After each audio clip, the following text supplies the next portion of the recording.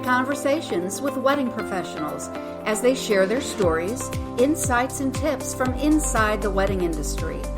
We'll chat about how to be authentic and that it's okay not to be perfect or run your business like someone else's Instagram. Let's dive into the privilege it is to serve our clients and discover the talented creatives that make up our community. When we share what we know and who we are, we better serve our couples as a wedding day team, as well as each other. Simply put, Be Fabbo. Now here's your host, Bobby Brinkman.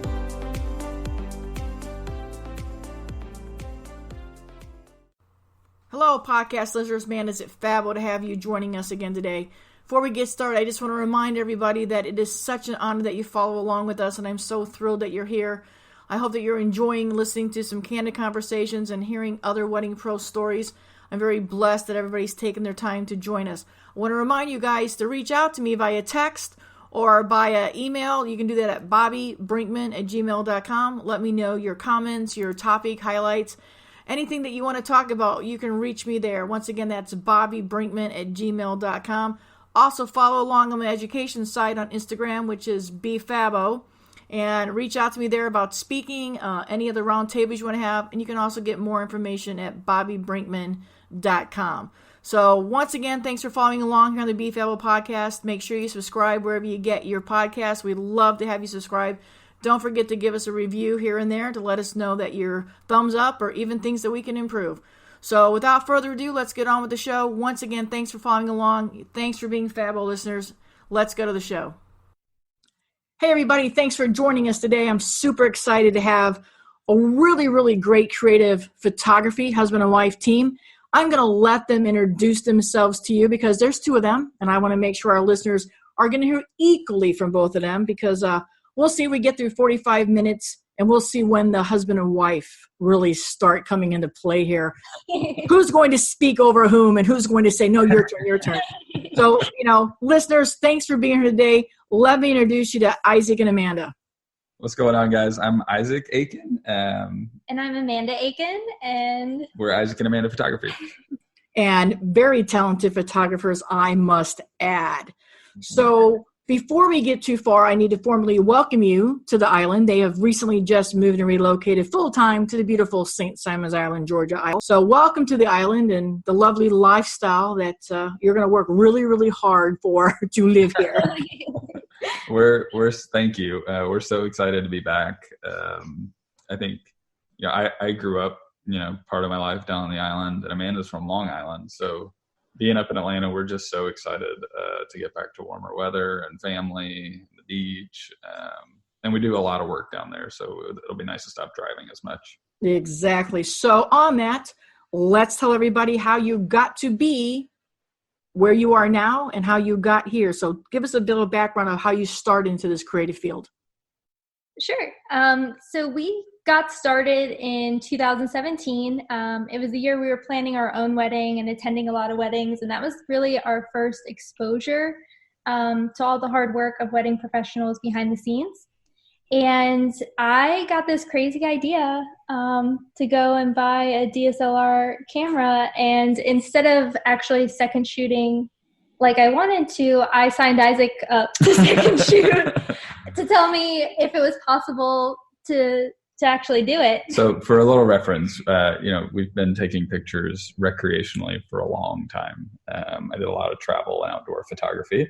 And Amanda did a lot of travel photography, but it was never something we really thought about until we went to like 10 weddings in 2017. And I don't know if we're both mushes. We love love. So watching the photographers work with, our good friends and us, it was something that we actually got really excited about. Amanda signed me up to, this all happened in like a week. She bought a camera and said, hey, you're going to go for this guy. And I was like, what? I went, I had a blast. It was so much fun. And we got really lucky. I ended up working with a couple people in a row that taught me a lot. And then, we kind of got serious about education. And so all in the first, month and a half, we built a website. The second shooters, the people that we second shot for were nice enough to let us start building a portfolio. And we started booking weddings for, our first year. We were thinking we wanted to do like 4 weddings. We were so excited at the idea of booking 4 weddings. We booked a lot of weddings. So that leads you right into when your day job becomes your dream job, and your dream job is, oh my gosh, I now have my day job. That's how that works when you get to that. Wow, I did this and now I've blown up. So I have to ask, were you guys guests in all these weddings, or were you actually wedding party people? A little bit of both. I think we were in 4 of them. 1 of them was ours, and then we were guests at 5 others, but close guests, right? Close enough to where we saw a lot of the photography happening. Even if it was, a couple, it was probably just the reception. But the 4 that we were in ours, obviously you're up close with the photographer for most of the day. Right. It was just really interesting. It definitely caught our eye. So did you find when you were guests and participating, if you just took the photography side of it, the fact that you guys were a little creative, did you like the way people in the wedding industry were handling the wedding, and you thought, okay, I see a niche, I see a problem I could solve? Or was it generally just, I like taking photos, this looks like a fun job, hey, I can do that? So we knew that, just from our experience, and my sister was one of those, my best friend was another one of those weddings. So we were pretty involved with the whole process, and we knew that customer service, the entire process, from when you book to the wedding, is something that is not always strongly represented, right? And then, actually caring and loving on your client's day of, we saw kind of all over the place, right?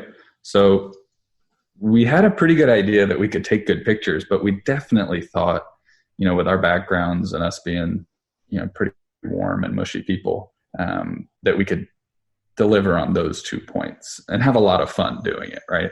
And bring fun to your clients in doing it too. So that's always the part. So did you guys, go ahead. Sorry, I was going to say, I also think that, when you have a passion, sometimes you're a little afraid to say it. So like when I used to take pictures, I would say, I take pictures sometimes, but I would never say the words like, I am a photographer, because it takes some confidence putting yourself out there. And so I think when we had a little bit of exposure to the process that year, it didn't seem as, it's a lot of work, but it didn't seem as scary to try, if that makes sense. To kind of. It's true. And I'm a firm believer that if you give something a name, if you write something down, it becomes fruition. So if you call yourself a photographer, you're going to believe you're a photographer. I believe in that across the board, whether if you say, hey, today I'm going to get this done. If you write it down, you're more likely to get it done. So I thoroughly agree with that. So, and passion, I believe if you don't have passion in anything you're doing, you probably should find something else to do. So, I know it's overused in our industry, especially photographers. Hey, no, I was seen when I was 4 years old with the camera in my hand, and I've been passionate about it. Sadly, that is my bio. That's pretty much, there's photos of me at 4 years old with the camera in my hand, and I don't think I've ever put one down. But, so when you guys decided to go into this, you decided both of you at the same time to go into it, or was one working somewhere else, or was it a full jump all the way? So, newsflash, we still work our day jobs. Yeah. Wow. So it's gotten a little crazy. The weekends are in short supply, but we both still work full time and do the wedding photography. So it's pretty long weeks. But we've spent a lot of time working on process and automation on our end, to make that flow smoother. So yeah, we both jumped in feet first and kept our day jobs. So is that something you would recommend to all these people that call you up at a wedding and walk up next to you and say, hey, how do I get into this? Is that something you would suggest? Don't leave the 9 to 5? I wouldn't necessarily say that. I will say it gave us some freedom. If you jump straight into it, it's hard to invest back into your business, right? Because if you don't have that other income, now everything you do in photography not only has to pay the photography bills, it has to put food on the table and keep the roof over your head. It gave us a lot of freedom to invest back into the business and education and gear. I think a normal photographer has to outfit themselves, right? Which is one shooter and then they hire out a second. So you're not really, coughing any money up until the day of, and then, that's already paid for. So we had a longer gear list to take care of, which, it might have been harder if we were trying to feed ourselves on the photography money too. And I think you get frustrated. I think it's like we said a while ago, it's, once this is one thing to aspire to be this, but when you have to do it and it becomes a job, it takes on a whole new meaning. Now, we want you all to have a great career, and we want our listeners and those photographers that are aspiring to become full-time wedding photographers. I always want to stress that there is a happy medium, that when you have put in the time and put in the work and you can see that you are booking enough clients to pay your bills, and you can leave your 9 to 5. And nowadays, heck, I'm not going to lie, I've dated myself. When I first started, we had insurance. I mean, so if you were working somewhere else, you had insurance. That's not always the case now at some 9 to 5 jobs. So, when you get to leave that and know when to leave that, it's a big jump. And you're putting a lot of trust in yourself, and you're trusting that couples are putting a trust in you. How did you guys start booking your 4 weddings, and then simultaneously, you're booking yourselves, full for the year? So how did people start finding you? Sure. So honestly, probably 90% of our brides find us on Instagram.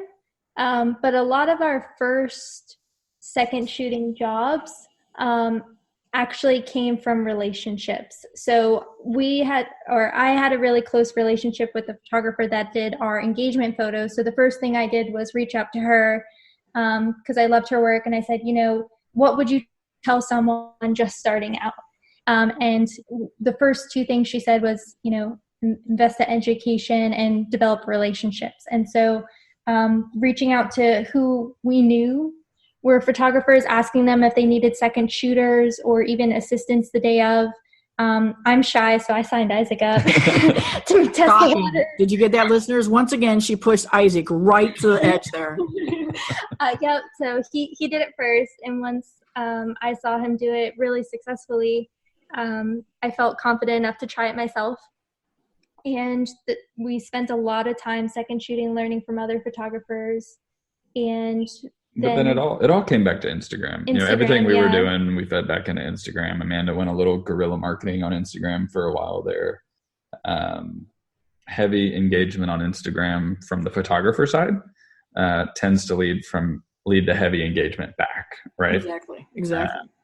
So that's a very time intensive method. But I don't think Amanda hated it. I think she was having fun. Yeah, I really love engaging with all the brides, whether our brides or someone else, like any brides, just about their day and details and planning it. I just love the whole dreaming up the big day process, and it's fun to cheer them on. Right. And are you finding, we're having a candid conversation here. Are you actually finding your clients now booking you off what they see on your Instagram feed? Oh yeah, 100%. They don't even go to our website. They just reach out to us on Instagram, and they ask us when we're available, and then they reach out to us through our website. I'd say that's 95% of our brides start at Instagram. We got surprised the other day when, because we always ask people how they found us, and they say Google. Right. Like, well, that's awesome, but you're a unicorn in our they probably still Googled and put them right to your Instagram account. So what does that count for? Google, isn't that? I'm always going to say Google, so I really don't know who I'm talking to anymore. So I'm just going to say Google, because they, pop in St. Simon's Island wedding photographers, and they don't know who they talk to anymore. So, that's a good point. Is that something you guys would highly suggest to any of our aspiring photographers out there, that you should definitely second shoot for quite a while before you go and take one on yourself? I think it's a good idea, one, to figure out if you actually like it, right? Correct. We've heard weddings likened to the decathlon of photography, right? Because there's all these different types of photography you need to do throughout the day. You've got stills with details, you've got intimate portraits, you've got group shots, you've got the reception, you've got action. And then, shooting a church with no flash is always fun. So there's a lot of things going on. And then there's the personal factor too. You've got competing interests between, planners and mothers of the bride. And it's a lot to take in. I think second shooting gives you the exposure to figure out whether that's something you actually want to do. And two, you get to watch someone who's experienced kind of show you how they handle it. Right. So multiple benefits to second shooting. And I think too, people forget, the photography side of it is we are really ideally people managers. We're people wranglers. I mean, we're the go-to. I find that because I'm sitting there most of the time in a black outfit with a camera, everybody sees me because we have to be seen throughout the day. So everybody's like, just go ask the photographer. Just go, and doesn't mind that we're laying on the ground shooting some unbelievable where I could actually have $10,000 of gear fall off here, but make sure you stop to ask me when the hors d'oeuvres are going to be served, So it is. There's so much more to it that I think that's the biggest mistake in our industry. It's very easy to get into it because now cameras are affordable and everybody thinks they're a photographer, but they do not know how to logistic manage nor people manage it. And I think that shows up in photos, and it definitely shows, I think, why there is a very large group of second shooters because they don't want to put the work in. They're just happy being the second shooters and they don't want to deal with anything else. So that's a good point. Now, are you guys doing video as well or just stills? Oh, no. Video is a whole other animal. You look at the post process for video and the editing time, it's a different skill set, in my opinion. I agree. I think technically I could get the shots through the camera, but then telling a story with video is a whole different creative. Especially with the audio on top. I think there's some really amazing videographers out there and we admire their work, but I don't think it's something that we would venture into. But I mean, I think from 20 years ago till now, videography is a completely different animal. And it's only getting better. No, I agree. And I can't even tell you how much I'm applauding quietly by my microphone that you're not trying to be the be-all, end-all husband and wife team that do everything video camera-wise, because I agree with you 100%. Those people are amazing. Even if you outsource it, you are still moving around, using your camera, and getting different angles than what you and I do as a still. Because obviously, for me, I believe the still is a moving story. I believe it moves people, and that's our job. The power of photography is so great. But, sadly, I've been around a little bit longer than you guys, and you guys will obviously be along a lot longer than I'm going to be around. But I miss that these videographers, when they try to be husband and wives and team up, I think both things lack. And I think instead of trying to be the jack of all the, camera gear trade, be really good at the one that you are, own that you're good at it, give it your best, and find somebody else to do, the other part of it. So I applaud you guys for not trying to think you can do it all either, and really being, that's why you guys are so good at what you do. I mean, I've been impressed with you guys when I first started seeing your Instagram, and I love the way that Amanda interacts, and I love her questions and her flow. And I think the couples are coming to you because they feel a sense that they actually know you, and through your words. And then your pictures just embrace on it. And, it helps that you guys are really a good looking couple. Too bad you're not just, oh my gosh, the pit bull of all, I hate to crash the pit bull people, but, it's, you guys look good. You look the part. And I think that's a lot to be said, that people want to invest with what they can envision that, hey, you're going to get my style, or you're going to get my feet. And you guys really look down to earth, and you look legit. And I'm not offending anybody when I say that. It's it all goes with it. We're an image, and we have to be present, and we have to show what we can do, and people have to make that interaction with us, and people have to want to do business with you. So again, I applaud you on that. We firmly believe that when you're picking your wedding photographer, you want gorgeous pictures, but it's so important to pick someone that you fit with, right? Someone that you're going to spend the most important day of your life almost tied to the hip to this person. Mm-hmm. And having someone that gets you and can communicate easily and makes you comfortable is huge. So we try to communicate our personalities through everything we do, because the last thing we want is to be a bad fit for someone, Exactly. I mean, we're pretty easygoing, but in no way are we always going to be the perfect fit for everyone. So we try to broadcast our personality, and it's paid off so far. Yeah, I love that. And then, so in talking about a little bit about the planning process, how far in advance are you hoping clients reach out to you, and how far in advance are you seeing that they're reaching out to you? So we have been getting clients reaching out to us 12 to 15 months in advance, and we're already booked full for 2019. Now, again, we're not full time, so we take a certain amount of weddings, that's which is a big 16 part of it. weddings in 2019. We Wow. capped it at 15. But then we couldn't say no. There was one more that asked us, and we absolutely could not say no. So that's our number for 2019. So we're looking for 2020 bookings now, and I don't know if a flip switched in January or something, but they started pouring in for 2020. Yeah. So I don't know if all the venues were booked up for 2019 or what, but I think down here in our area, I think there's a lot of renovation going on around. So I think that, which I think it should, because 2 years after hurricane, people are finally going, hey, I really probably need to fix some of those things that got damaged. So I can speak for our area. I can speak for Savannah. I know y'all work in Savannah too. And even in Charleston, I'm seeing it happening in those places as well. But don't be surprised that 2021 doesn't start pouring in. We've got a handful of those already, which is, totally amazing to me that they're going that far out. And when I ask them why, it really is that they want a full year to plan. Some of them are in careers that they know they're going to want to be where they want to be in 2021, and they don't want to have to worry about a wedding in 2020. So I think that's a shift that we're seeing. And I think with it being a coastal destination market, people do plan that far out. I think they say, hey, look, I'm going to school. I'm going to get done here. I want to relax and graduate. What is, for each of you, and maybe it's different, what is the favorite part of the whole planning process? So like when a couple calls you, from that point on, what's your favorite part until the time you deliver your images? I'll go first here. We do complimentary engagement sessions with every wedding that we book.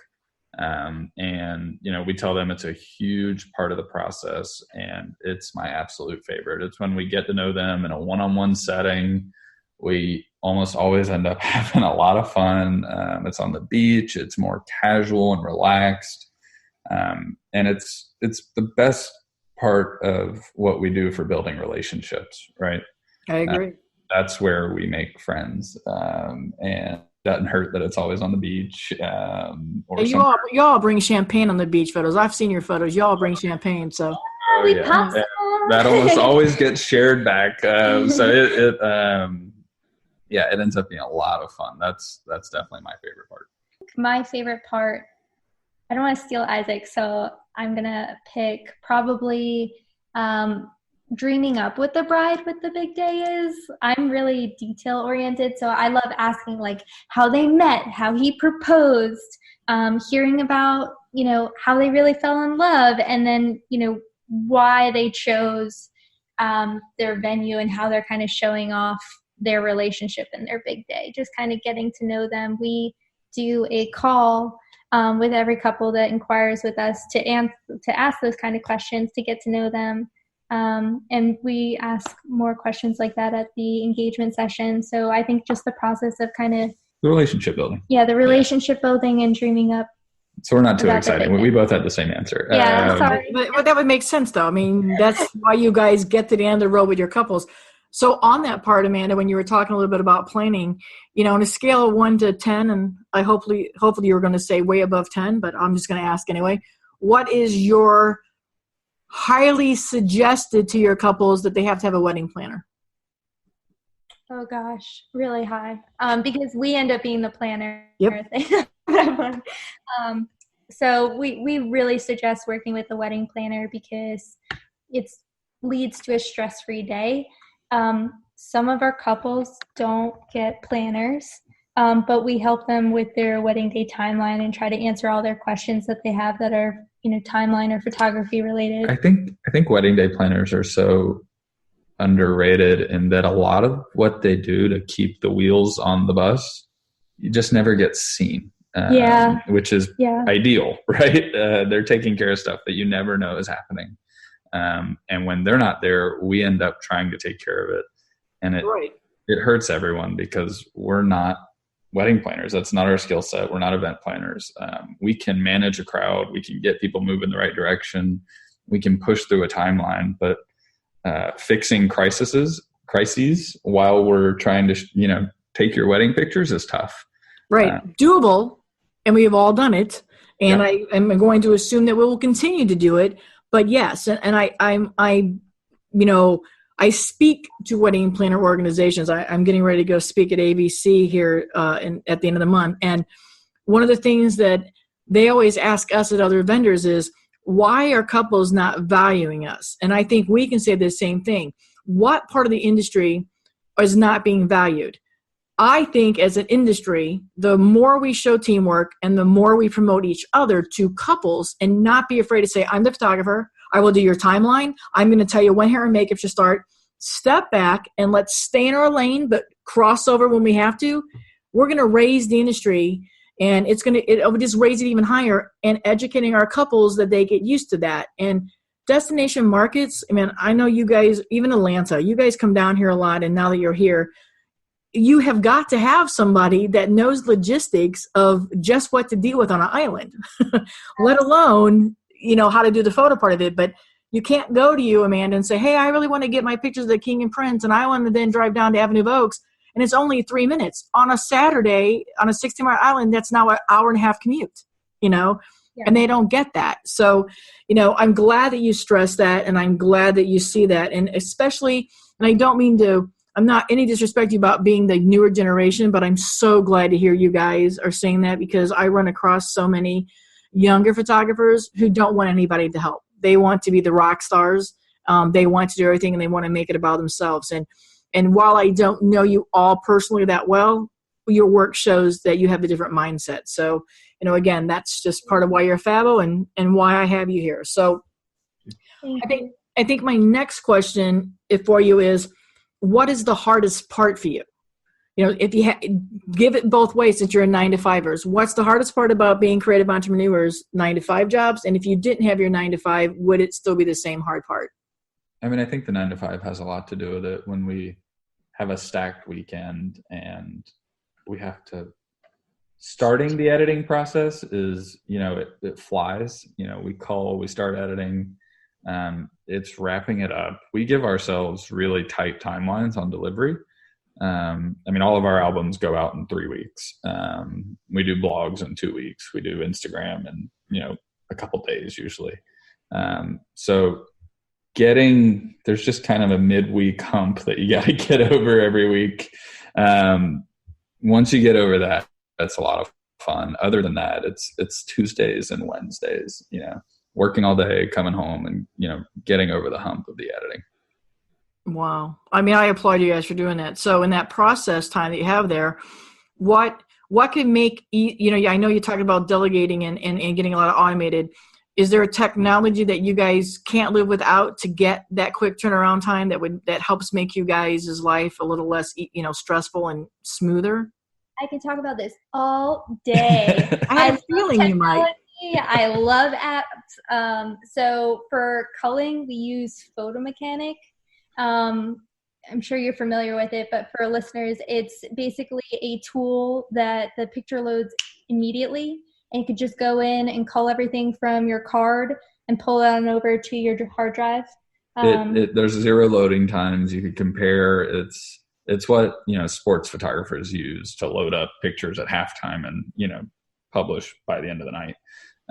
It just lets us get through the culling process so much quicker than we'd be able to if we dropped everything in Lightroom. You want to talk about in-camera? Oh, yeah. The biggest part for us, because we have that 9-to-5, and we're just perfectionists in general, we spend so much time making sure that me and Amanda are in sync while we're shooting. So, if you ever see us looking over at each other, looking at each other's cameras, it's to make sure that we're shooting pretty uniform. And we try to get everything right in camera to minimize the edit work. That makes Tuesdays and Wednesdays a lot better. So that's not tech. That's probably more process. Well, tech. I think it's technical. I think you have to technically know your camera to understand that you have to get it right. Now, are you guys shooting any film at all or just digital? Just digital. We're shooting digital. So you have to get it right in the camera. It's much easier and faster in the long run. Yeah. Mm-hmm. Film's pretty, but it's kind of out of our time function right now.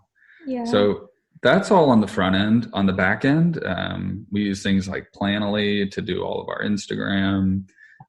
Amanda's got so much tech going into our blog and website. Yeah, we use BlogStomp. So for our blogs, when we use a starring process in Lightroom, so we know all of our favorites that we want to put on a blog, and then we just export those and use BlogStomp. And then with BlogStomp, it automatically fits it to the size for our blog. So we'll do that, you can stack pictures next to each other. Yeah. It's for laying out, because the blogs are a big piece of our deliverable, right? Every bride knows that she's going to get a blog in 2 weeks, which generally we're, at the week and a half mark, and they're on their second week of their honeymoon, and they're always super excited about the blog. Yeah. So that's a high quality product that we have to get out fast. So having BlogStomp make it so much easier to get all the pictures on the site makes a lot of difference. Yeah. Yeah. And I guess Planoly is a tool that we use for Instagram, because you could see your Instagram feed before it actually posts, and you can pre-write what you want to post. So say if we want to get a sneak peek out, but we're in meetings between 9 to 5, we can put that sneak peek on our Planoly and decide when we want to actually post it. Say if we finish editing at 2 a.m., we're not going to post it then. We'll wait till, 9 a.m. the next day and just hit post on Planoly, and our bride has their beautiful sneak peek. So it's been a great tool for multitasking. So if you're traveling on the road, speaking, you could put up stuff in advance on Planoly and just post it. I'm in this city talking here. Planoly is a lifesaver. Yeah. So this will go to Amanda, because I'm sure she has a little bit of take on that. How do you really feel about sneak peeks and when they should be done? Okay, this is great. So I think brides expect them, if not the night of their wedding, the next day. But I think a week is more than reasonable. Granted, we do most of ours within the first few days. But it's normally because the brides asked for it. Well, it's such a competition. This is the one thing about everyone having cell phones that I think is a drawback at the wedding. You want your picture to have, and this is probably a vain photographer thing, but you want your picture to have impact, right? And if she has 10 other pictures from cell phones, obviously, they're probably not going to be as beautiful as our picture, but there's nothing like seeing a picture for the first time, right? And if she's already seen that same moment on 10 cell phone pictures that got shared to Facebook, it definitely takes away a little bit of the thunder. So unless, of course, one of our butts is in the photo of them shooting over our shoulder, then it puts a whole different perspective, on that. No, and that's exactly where I was leading, Isaac. That is one of the things that, we're both, the three of us are very blessed to do this as a career. And yes, you guys are career photographers. So one of the things I strive is I don't want my photo. I worked really hard for that photo. I worked a year or more to get that photo of you. I don't want it to get stuck with Susie and Mark and James' iPhone photos. And sadly then, and maybe this has never happened to you, but it has happened to me, that somebody goes, oh, great, our photographer's wonderful. And that's not my photo. So it's like, no, that's not my photo. But if you look, I'm in that corner. But so I do agree with you 100%. I'm not one of those to do right away. I will do something the next day. I've been doing the Instagram stories the next day, just easy as pie, and I call them iPhone snaps, because I'm giving a little bit of detail because I know they want to see that, and it kind of shows them things that they didn't see. I just posted that photo yesterday from my wedding a couple weeks ago, and the bride literally commented, "Oh, I didn't know we served cookies and milk. I didn't know that. I'm glad you took that photo." And you're like, "Isn't that my job?" But yeah. But so it's things like that. So I'm very glad that you said that. So are you guys doing? I know the answer, but for everybody else, how are you finding it the best to do sneak peeks? Just posting one picture, or are you doing the iStories, templates, little things? What do you think, Amanda? Sure. So we do it a few different ways, and it really kind of depends on, it's not consistent. So we will do it on Instagram in our actual story, or that's how we used to do it. But I also do it on Instagram feed so that we can kind of tag them and vendors, because we think vendors appreciate the Instagram feed and being tagged and seen, because then brides can kind of comment. But it's a visibility like story thing. It's a visibility thing. We've found that stories tend to have a little bit more reach. So when we're really excited, we want to throw things up on stories, but you can't neglect the feed either. Just because you want to show that growth and the story of your, year as it happens, the brides you're engaging with. Mm-hmm. It's a tough balance. We're probably going to tweak that a little bit more this year as we kind of experiment with it some more. The real answer is both. We think, you got to have it in both places. The question is how much and when. Yeah. And as soon as we figure it out, they'll change it anyway. Uh-huh. So on that, let's talk about trends, and you guys can both share trends in weddings and then trends in photography. What have you seen that you like? What have you seen that you hate? And what do you think's coming in 2019, 2020? So more bands. Yeah, more less bands. DJs. That would be great. We pitch that to everyone. Well, if you're down here, now that you're down here more, I probably can tell you I have bands 90% of the time. That's why sadly I'm not that great vendor to have because and that's been my whole career of 37 years. I pretty much have bands, I'm going to say 90% of the time. We love bands. We love the reception pictures. Yeah. Right. Plus we're dancers. We're terrible dancers, but we're dancers. So bands get us excited just on a personal level. Yeah. So trends, what do we see coming? Without a whole lot of history, it's hard to really predict the future. But I think a big thing that is really important to a lot of our brides is where they're getting ready. They really expect those, you know what I'm talking about? Like the details, right? Yeah, the details pictures from us. And so a lot of our brides ask a lot of questions about details and, do they bring a ring box? Some photographers bring ring boxes. We don't, the brides will bring that if that's theirs. But there's a lot of questions around, their details and how details are taken or invitations. Cause I think that's kind of like the very Instagram Pinteresty right thing. How about the boudoir, little trend that's going around where, now you come in the morning, maybe an extra hour early and you photograph the bride so she can have a nice little gift for the honeymoon?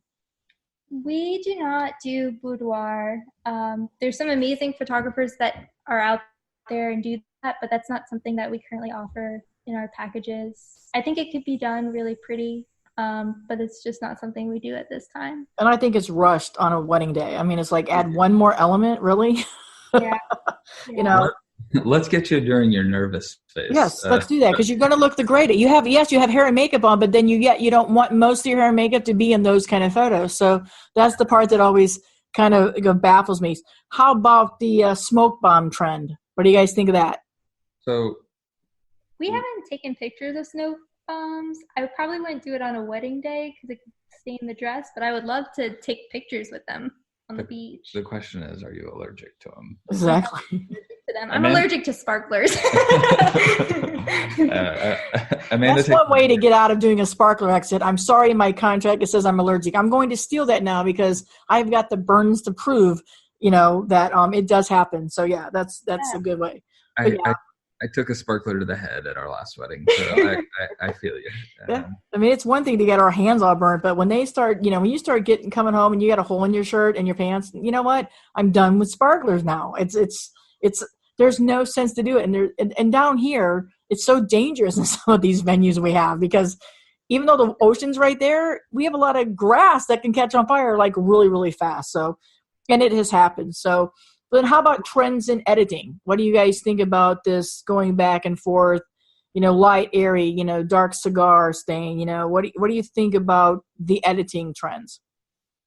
I think the trends will continue to pop back and forth forever just because, people want something different, right? I think we're not going anywhere on our style simply because we think it's the most forgiving and flattering in terms of the way people look.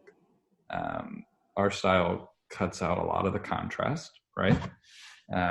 Which when we're talking about skin and faces, is really flattering. So we're portrait or people-centered photographers, so we really focus on how our couples or family members or bridal party looks. Landscape, yeah, right? Looks in a photo.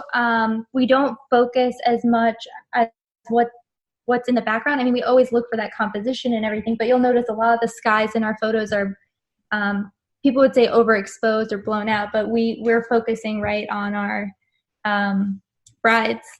And so I don't think a timeless portrait of someone, really goes out of style, but we'll see it pop back and forth. You'll see Instagram blowing up with more moody stuff. You'll see it bright and airy. I think that's a cyclical thing, just like clothes and hairstyles. But that's also art. Everyone has their own style, and that's what makes everyone unique. Yeah. And everyone's drawn to different styles. So I don't know I think it's harder here too. I think it's harder here, coastal, to do a dark and moody. I mean, I have dark and moody when it's been a really rainy day on the beach, and that's what you're going to get because, I really try to be truthful. I'm the old-fashioned photographer.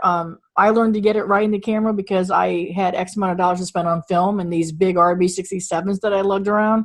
So I didn't have the luxury of, as a lot of people say now, shoot and spray and pray and spray, you have to get it right in the camera. And I'm not going to, you're not always going to have a sunset. And down here, it's odd because people, on Instagram, like, oh, I want that picture. I'm like, well, talk to Mother Nature. It happened to be a great sunset that day.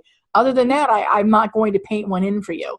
So, because I do believe our job is to be the stories of the day. And that means documenting the people, documenting who, where, and then when people look back, hopefully they see a collection of images. That's the why. And I believe that is our privilege and our honor. And the power of photography is when you look back at these photos, you're not only going to remember where you were and who was with you, but you're going to remember how you felt. And you're going to remember, look who's here and look who's there. Because in all the wedding industry, what you and I do is the only product that really does go up in value. Because when somebody passes away or a building is no longer there, but especially when somebody passes away, those images we took become more priceless. So, we are tasked to tell the truth in these images and to do our best in doing so. So, and I'm very glad to hear that you guys don't plan on starting to make sure that everybody looks like they're orange. That, that's we are, one, we don't have time. I know. I was going to say, when would you find that in between lunch and, whatever? Yeah. How do you, it's not, we're not digital artists. We'll never pull out Photoshop. We never use Photoshop. We want to get it right in camera, pull it in, make sure the composition, any cropping we have to do, really light exposure stuff, and then back to you. So none of our stuff is ever going to look altered. And that's why you have 16 weddings for 2019, and will continue to grow, because when you do something right and you treat people right, they're always going to remember how you treated them, and then the product you deliver is on par and right there. So, that's why your business is going to continue to grow. So I want to ask a little bit off business subject, but, I love to hear you guys that still have a 9-to-5 in this lovely creative career you have. How do you guys handle the work-life balance? We can always go back to that automation bit that we were talking about earlier. We do as much as we can to keep our work on the valuable parts, right? Shooting is a valuable part. Interacting with clients is a valuable part. Setting up invoicing and, all these automated check-ins that, like those are not things that we need to be spending time on. Editing, we've gotten really streamlined with how we edit. And thankfully both of us can edit, so that, it's not like it's not like I'm just sitting at the computer editing while Amanda sits around. So it's a combination of teamwork, working smart, working towards our strengths. Yeah. I actually found out while editing, I'm a little colorblind when it comes to a few colors. So Isaac is our decider, final color checker, final color checker. And for things that I like the tech part, and I built our website. And Amanda's probably a better writer, so she spends more time on the blog than me. But he edits the blog because he's better at grammar. So we play to our strengths, which I think helps with time-wise, right? So we can kind of go back and forth. We're not all things at once. We're not, marketing and office stuff and photography. We get to split it and pass it back and forth between each other. So to be honest, 2018 was tough for work-life balance. Mostly because of the driving. We spent a lot of the time on the road back and forth between Atlanta and St. Simons. We're looking forward to 2019 being a lot more balanced, because we only took the 16 weddings. That's intentional so that we do have work-life balance on the weekends where we're not shooting a wedding. We can better love and serve our couples. Yeah, if we're healthy, well-rested, happy. So we're excited about cutting down some of the time on the road, because that was a big suck. So in 2019, are we going to see more of you here? Do we still have Savannah, Charleston, Atlanta? What's the mix? We've got a few destinations. So we got destination Florida, North Carolina. We're in Georgia a lot. Atlanta's going to be, I think, 5 of the 16, 6 of the 16. June is tough. We've got all northern weddings in June. Atlanta, Raleigh, back to Atlanta.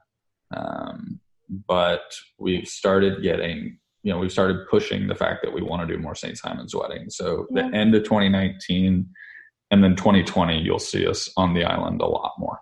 And so when you're here, what is it that you guys are doing when you're not photographing? Tell everybody. Most people know how beautiful it is to live here, but you also can't be so busy telling everybody else's story that you can't take a stroll on the beach. So what is it you guys do when you're not having a camera in your hand? Oh, man. So I'm all over Instagram about this. I love to golf. My dad lives down there, so I'll sneak out with him and play some golf. I've got 2 little brothers that are 15. Is he 15 now? Jesus. Yeah. 15 and 11. So getting out with them. One of them is really interested in videography, so we've been connecting on that. Fishing. Going out on the boat. Running. With the family. Yeah, Amanda's a big runner.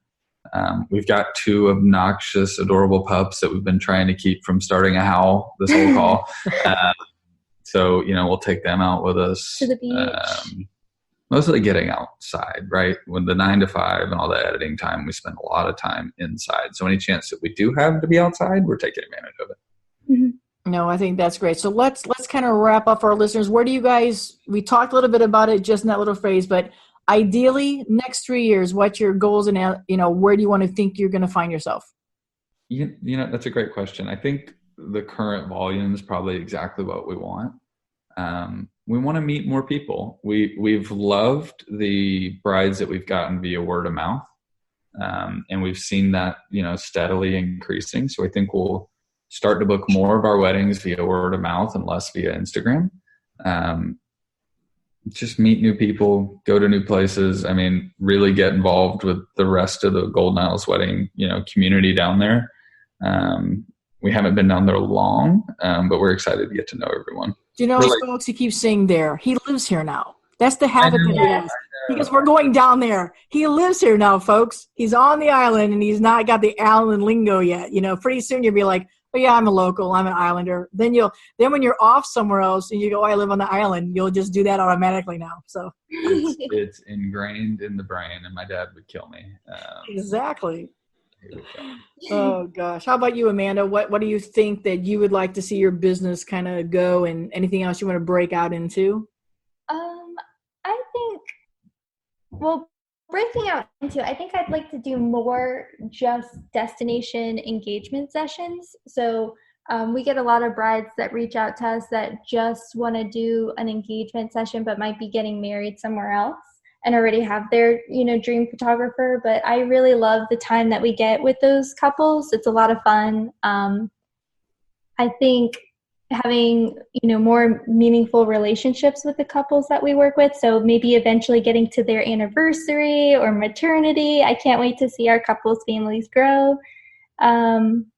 Family pictures are hard. We want to get better at family pictures. Yeah, getting better at family pictures. Managing a bunch of rowdy adults is not the same as managing a bunch of rowdy kids. Well, and managing client expectations when they all call you in April when we're swamped, and in fall, and they all want to go to the beach at the same time at sunset, and we're all lined up, trying not to be in each other's way. I'm not too proud to tell you. I really send those family photos to other people here. Unless you are a client that is staying over a night before, it is one of those things, and a lot of it is because while I enjoy children, I do not have any children, and there might be a reason for that. I'm not your strongest person to go, it's okay, let Jimmy just keep spitting out there. I've got all day. I don't have all day, nor do I want to watch some of these kids run around and go crazy. And I'd be like, can you just tell your kid to sit down? And no, he needs to feel his space. Yeah, well, I'm done here. So yeah, it's that kind of thing. So I applaud you to get into more of that, and I'll be happy to send any of my couples your way. Yeah. So you can take care of that. So I think that's great. So I think that's a good place to wrap up. I can speak for myself, and I know I can speak for some others here on the island community of wedding photographers that, I think we're all thrilled that you're here full time. I think many of us will take advantage of you and send people your way. Now we'll kind of have to tell them they didn't book you fast enough either. So, I would rather keep people on the island with people that I know. And that's the one hard thing I think about being on this island is while you and I both know there might be 10 or 15 of us photographers, while we're all different, we don't really have enough to spread out for the work that's actually here. So I can speak for everybody else that I think we're all thrilled that you're here and look forward to sitting down and talking to you more. And like I said, I want to have you back, and we'll go into a little bit more details a little bit later. Some direct questions I'm going to grab from some photographers, especially since you guys are new to the industry. I think you'll be a real insight for some people to say, yeah, the struggle's there, but we're still 9-to-5ing it. And I'm going to get some of our listeners to send in some questions geared just towards you guys that you guys can answer. So let's remind everybody where they can find you and how to get a hold of you and where they can keep admiring your work. Sure. So everyone can find us at www.isaacandamanda.com. That's with 2 A's, ISAAC. Yep. You can find us on Instagram at isaacandamanda_photography. If you want to reach out directly, it's probably easiest to go to the website. We've got contact us buttons all over it. But if you want to just write us an email, it's hello@isaacandamanda.com. So pretty consistent there. Pretty easy to find us. Well, and I love the fact that you guys did name your company after yourself. I get that question a lot. It's your brand. Your name is on it. You want to be proud of it. And so I applaud you that you're not just, we take beachphotos.com. I'm very glad that you own who you guys are. And I know you're going to continue to be successful. And like I said, I'm already a big fan of yours for a while now. And I appreciate your time today. So again, we'll have these guys back. So listeners, start sending me some questions so we know what's going on. Other than that, you guys have a great weekend. Thanks for listening. Thank you two for being here and for being Fabbo. Bobby, thank you so much for having us. We're so excited to be able to do this with you. Thank you. For more information about today's episode, check the show notes at befabbopodcast.com. Hey, while you're there, don't forget to subscribe and sign up for Monday Motivations, delivered hot to your inbox. And there'll be more. Can we say more? Till next time, be Fabbo.